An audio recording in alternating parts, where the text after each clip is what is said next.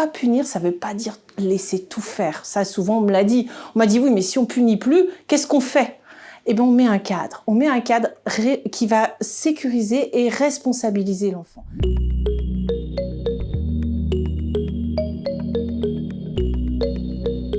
Bonjour à tous, moi je suis Marie Costa, je suis coach parental et puis j'ai été pendant 27 ans enseignante en maternelle, primaire, collège, lycée, école de commerce. Donc j'ai eu tous les âges, j'ai accompagné plus de 1000 enfants avec leur famille et voilà. Et mon objectif c'est de redonner le sourire aux enfants et aux parents. Est-ce que vous vous souvenez d'une punition quand vous étiez petit ? Est-ce que vous vous en rappelez ? Est-ce que vous vous souvenez de son efficacité ?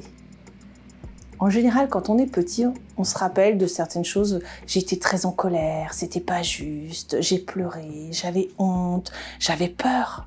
C'est tout ça qu'on ressent. Alors que quand un parent punit, souvent c'est parce qu'il est excédé et qu'il manque même un peu d'autorité. Il punit son enfant parce qu'il pense qu'il va s'améliorer, qu'il va changer son comportement et aller mieux. Or, quand on se souvient, nous, de nos punitions, même de nos lignes à copier à l'école, à part apprendre à écrire, finalement, on n'a pas appris grand-chose. On n'a pas changé de comportement, on ne s'est pas amélioré. Et au contraire, les effets inattendus de la punition, c'est parce que, qu'est-ce qu'on va faire ? On va essayer de pas se faire prendre la prochaine fois. On va essayer de former des alliances avec les copains, avec les frères et sœurs. On va essayer aussi parfois de bouder ou de se renfermer ou de perdre de l'estime de soi. On va faire plein d'autres choses, pas forcément grandir et devenir raisonnable.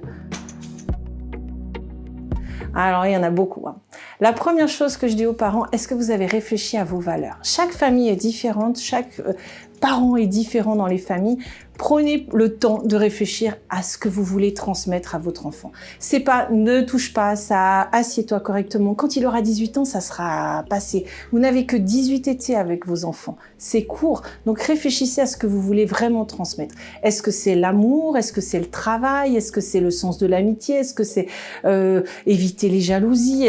Bref, qu'est-ce que vous voulez transmettre au niveau de vos valeurs ? Une fois qu'on a trouvé ces valeurs, qu'on s'est accordé aussi en couple, ensuite on va mettre en place un cadre qui va être sécurisant pour l'enfant, parce que pas punir, ça veut pas dire laisser tout faire. Ça, souvent, on me l'a dit. On m'a dit, oui, mais si on punit plus, qu'est-ce qu'on fait ?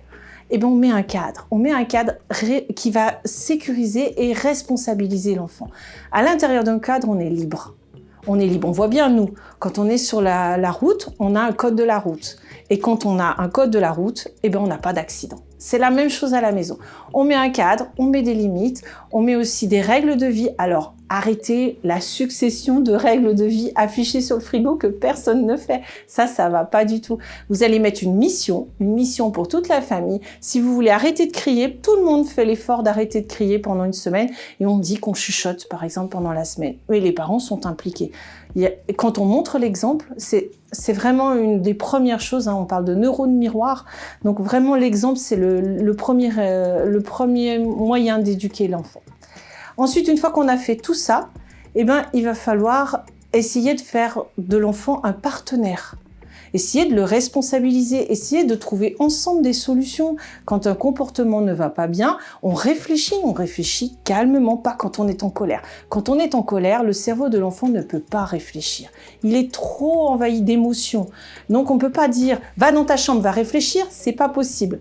Les neurologues sont en train de nous le dire, on ne peut pas. Il faut attendre que l'enfant s'apaise, calme ses émotions pour pouvoir raisonner de nouveau et pouvoir trouver par lui-même des solutions. Une fois qu'on a fait tout ça, on est déjà bien.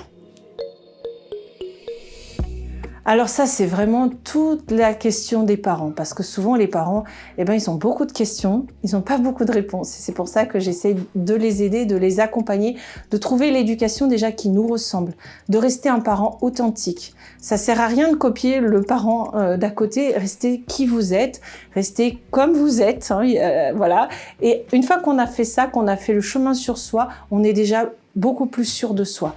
On se dit qu'on est un parent pas parfait, mais on a un enfant pas parfait et on va jouer avec toutes les imperfections de toute la famille.